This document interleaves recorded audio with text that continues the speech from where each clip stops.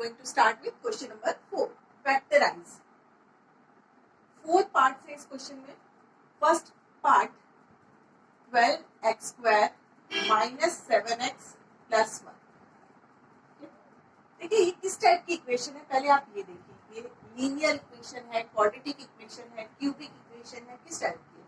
Linear equation it means highest power is 1, quadratic means highest power is 2 and cubic means highest power is 3. यहाँ पे आप देखो आपकी highest power क्या है? 2 है. It means it is a quadratic equation. तो क्वाड्रेटिक इक्वेशन हमेशा क्या रहता है? ax square plus bx plus c इस फॉर्म में रहती है. देखो a आप इससे कंपेयर करोगे तो a क्या होता है? x स्क्वायर का कोफिशिएंट a है, x का कोफिशिएंट b है, c इज कांस्टेंट टर्म. तो आपको a b और c मिल गया. a equals to 12 and a equals to 12 and b equals to -7 and c equals to 1. ठीक है, ये आपका रफ वर्क है, आपको जस्ट समझाने के लिए मैं लिख रही हूँ. आप डायरेक्ट यहाँ से स्टार्ट कर सकते हो. नेक्स्ट स्टेप में आप a और c का मल्टीप्लिकेशन कीजिए. a और c means a is 12 and c is 1. 12. अब आपको 12 के फैक्टर्स लिखने हैं. 12 के फैक्टर्स क्या रहते हैं? 1 into 12 is 12, 2 into 6 is 12, 3 into 4 is 12. ये सब क्या है? इसके फैक्टर्स हैं. तो देखो इसमें आपको फैक्टर्स निकालने के लिए मिडल टर्म को स्प्लिट करना रहता है. तो इसको ये भी बोला जाता है splitting the middle term. Splitting the middle term भी हम बोलते हैं. तो मिडल टर्म में हमारे पास क्या है? -7. तो हमको इनमें से किसी तीनों में से कोई भी एक यूज करके हमें लेके आना है -7. तो आप इसको प्लस भी कर सकते हो, इसको माइनस भी कर सकते हो. देखो 1 + 12 is 12, 13 and 1 - 12 is -11. बट हमको चाहिए क्या? हमको चाहिए -7 चाहिए. तो ये 2 + 6 8 होगा, 6 - 2 क्या होगा? 4 होगा. बट आप ये देखिए 3 + 4 आपको 7 मिल जाएगा. बट हमको क्या चाहिए? स्प्लिटिंग द मिडल टर्म में हमें मिडल टर्म में -7 है तो हमें -7 चाहिए. तो -7 कैसे आएगा? -3 - 4 इज -7. देखो माइनस क्या होता है? +4 + 3 7 बड़ा ग्रेटर नंबर का साइन, 4 इज ग्रेटर नंबर के पास माइनस साइन है तो माइनस आ गया. ठीक है, तो हम इसको लिख सकते हैं -3x - 4x that is -7x. यही होगा. तो हम जो 7x है उसकी जगह पे लिख सकते हैं 12x स्क्वायर -7x की जगह पे मैं लिख सकती हूँ -3x - 4x + 1. मिडल टर्म को स्प्लिट कर दिया. अब आप स्टार्टिंग में देखोगे और बाद में लास्ट 2 टर्म को देखोगे. स्टार्टिंग की 2 टर्म्स, लास्ट 2 टर्म. अब आप इसमें देखिए आपके पास कॉमन क्या है. अगर आपको डायरेक्ट कॉमन निकालना आता है तो ठीक है, अदरवाइज आप ये देखिए कि दोनों में कौन सी टेबल में दोनों नंबर्स आते हैं. 12 और 3 की टेबल में दोनों नंबर्स आते हैं. 3 4 12. x square means x into x minus 3 की टेबल में कितने टाइम्स आता है? 1 टाइम्स. 3 into 1 into x 3 1 3. अब यहाँ पे आ जाइए, ये दोनों नंबर 4x और 1 किसकी टेबल में आते हैं? 1 की टेबल में आते हैं. तो 1 into 4 into x plus 1 into 1 आप ऐसे भी लिख सकते हो. अब आप देखिए स्टार्टिंग में इन दोनों में क्या कॉमन है? सर्कल कर दीजिए. कॉमन 3 है और कॉमन क्या है? x. आपका 3x आ गया. यहाँ पे क्या बचा? 4 into x मीन्स 4x - 1. अब यहाँ पे देखिए ध्यान से कि यहाँ पे जब आप बाहर आप माइनस साइन निकालते हो तो अंदर ब्रैकेट के अंदर जो आता है वो प्लस होता है, वो क्या हो जाता है? माइनस. और माइनस होता है वो क्या हो जाता है? प्लस. आपने बाहर क्या निकाला है? माइनस निकाला है. दोनों में कॉमन क्या है? 1. अब देखिए 4x, अब ये साइन प्लस है तो क्या हो जाएगा? माइनस, क्योंकि हमने बाहर क्या निकाल लिया है? Minus common. अब आप इसको ओपन करके देखोगे. अब आप इसको ओपन करके देखोगे, ये आपका रफ पार्ट है. जस्ट आप इसको ओपन कीजिए तो देखो क्या आएगा? -4x minus plus 1 -4x + 1. अगर आप यहाँ पे प्लस लिख देते हैं तो आपको ये नहीं मिलता एग्जैक्ट. अब देखिए दोनों में कॉमन क्या है? 4x - 1. अब यहाँ से 4x - 1 बाहर निकल गया तो क्या बचा? 3x. और यहाँ से 4x - 1 बाहर कॉमन निकल गया तो क्या बचा? ये दोनों क्या है? इसके फैक्टर्स. इसको स्प्लिटिंग द मिडल टर्म भी बोला जाता है। अब आप डायरेक्ट भी कर सकते हो, अगर आपको ये स्टेप है जो ये नहीं करना, अगर आपको डायरेक्ट आता है आप निकाल सकते हो। Now second part, 2x² plus 7x plus 3। अब आपको a, b और c पता चल गया कि कैसे निकालते हैं। रफ में लिखे a equals to 2, b equals to 7 and c equals to 3। आप a और c का क्या करोगे, मल्टीप्लीकेशन, 2 into 3 दैट इज 6। अब आपको 6 के फैक्टर्स देखना है। 6 के फैक्टर्स क्या है आपके, 1 into 6 is 6, 2 into 3 is 6। अब आपको मिडल टर्म को स्प्लिट करना। मिडल टर्म में आपके पास क्या है, 7x। तो देखो फर्स्ट 1 into 6 करोगे तो 1 plus 6 क्या हो जाता है, 7। तो 1x plus 6x क्या हो जाएगा, 7x। तो मैं 7x की जगह पे मिडल टर्म को स्प्लिट करूंगी तो 1x plus 6x लिख सकती हूँ। तो क्या लिखूंगी, 2x² plus 1x plus 6x plus 3। अभी स्टार्टिंग में दो टर्म है आपके पास, इन दोनों में कॉमन निकालिए। अदरवाइज आप देखिए कि दोनों किसकी टेबल में आते हैं, दोनों किसकी टेबल में आते हैं, 1 की टेबल में आते हैं। तो लिख सकते हो 1 into 2 into x into x plus 1 into 1 into x plus, अब यहाँ पे देखिए दोनों किसकी टेबल में आते हैं, 3 की टेबल में आते हैं। तो 3 into 2 into x plus 3 into 1। देखिए अब आप इसके पास क्या कॉमन है, 1, दोनों स्टार्टिंग में दो टर्म्स को देखना। फिर क्या कॉमन है, x, 1x कॉमन है, 1x को मैं लिख सकती हूँ, सिर्फ x भी लिख सकती हूँ। अब देखिए यहाँ पे क्या बचा आपके पास, 2x प्लस 1। नेक्स्ट आइए, आप दोनों टर्म के इनके पास क्या कॉमन है, 3 कॉमन है। ये 3 क्या है, कॉमन, तो मैंने बाहर निकाल दिया। प्लस साइन में कभी भी चेंज नहीं होता, बाहर अगर यहाँ पे आपके पास माइनस साइन है तभी आपको चेंज करना है, अदरवाइज आपको चेंज करने की जरूरत नहीं है। प्लस में कोई भी चेंजेस नहीं होते।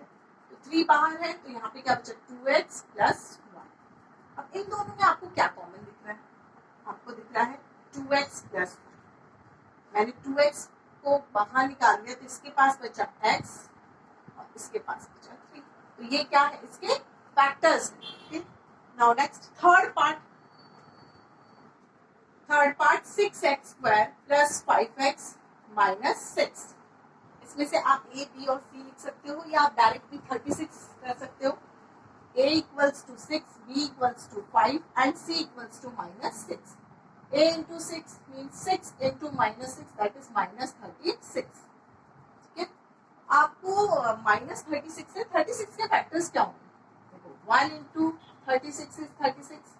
Next 3 into 12 is 36।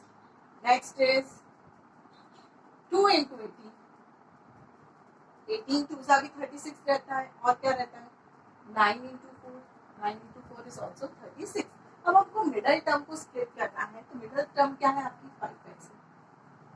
तो 5x के लिए आप इसमें से देखिए आपके पास 1 plus 36, 3 plus 12, ये सब ज्यादा हो जाएगा। आप यहाँ पे आएंगे 9 into 4 वाले में आपके पास नंबर मिल गया 9 और 4, तो आप 9 plus 4 करोगे तो ज्यादा हो जाएगा, 13 हो जाएगा।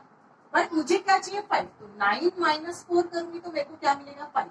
It means 9x minus 4x करूंगी तो मुझे मिलेगा 5x।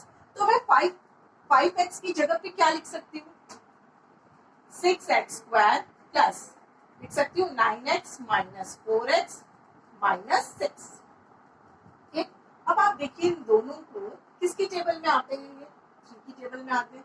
3 into 2, 3 2s are 6 into x² means x into x plus 9 means 3 into 3 into x।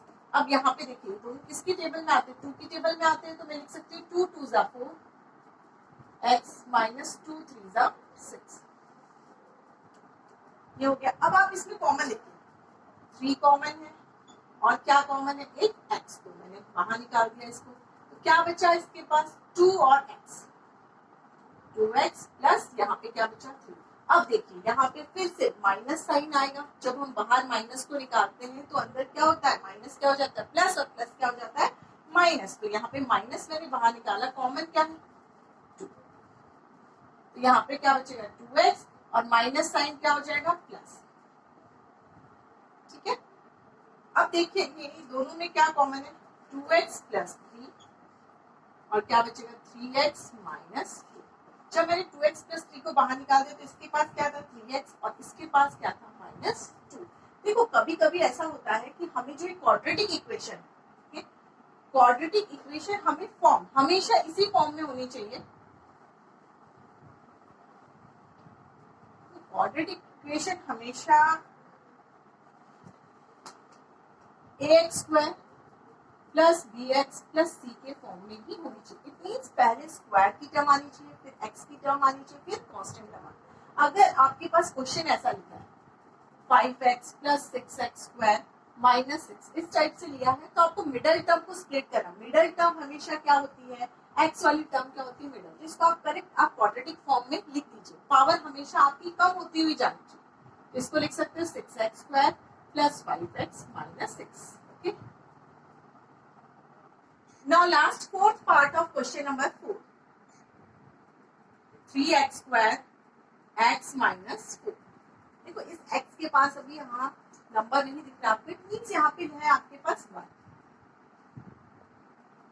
Again आप लिखिए a equals to 3, b equals to -1 और c इक्वल्स टू -4। अब आप डायरेक्ट भी कर सकते हो इसको, a into c means 3 into -4 that is -12। आपको 12 के फैक्टर्स लिखने, 12 के फैक्टर्स क्या होंगे आपके 1 इंटू 12, 3 4 ज़ा 12, 6 2 ज़ा 12, ये सब क्या है इसके फैक्टर्स हैं।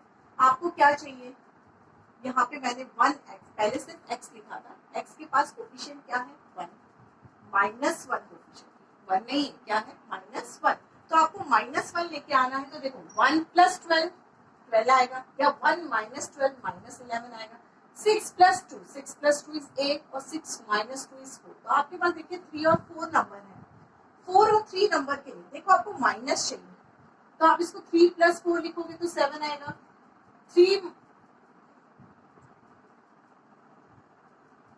4 माइनस 3 लिखोगे तो 1 आएगा। बट मुझे क्या चाहिए, मुझे तो -1 चाहिए।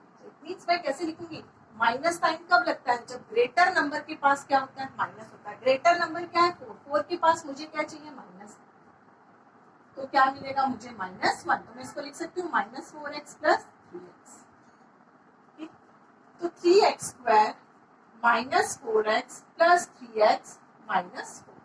अब यहाँ से आप स्टार्टिंग की दोनों टर्म में आप देखोगे कि कॉमन, अब मैं आपको डायरेक्ट कैसे बताती हूँ। दोनों टर्म में कॉमन क्या है x, क्योंकि यहाँ पे 2x स्क्वायर है, यहाँ पे क्या है एक ही x है।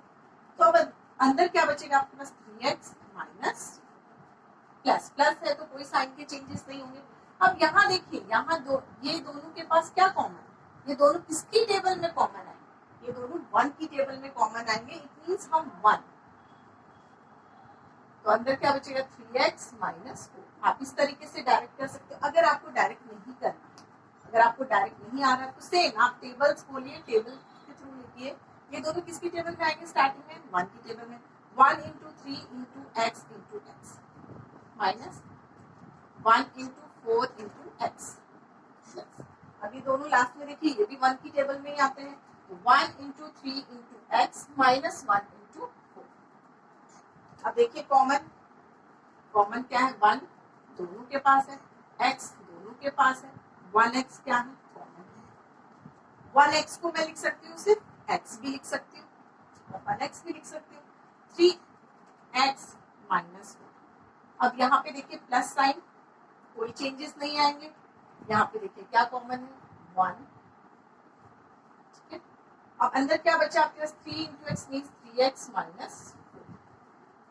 अब दोनों के पास क्या कॉमन है, आप देखोगे 3x माइनस 4 कॉमन है। यहाँ पे क्या बचेगा x और इसके पास क्या बचेगा 1, x प्लस 1। ये क्या है इसके फैक्टर्स है। ओके, अब आप धीरे धीरे प्रैक्टिस करोगे तब आपको ये सब लिखने की जरूरत नहीं पड़ेगी, आप डायरेक्ट भी कर पाओगे।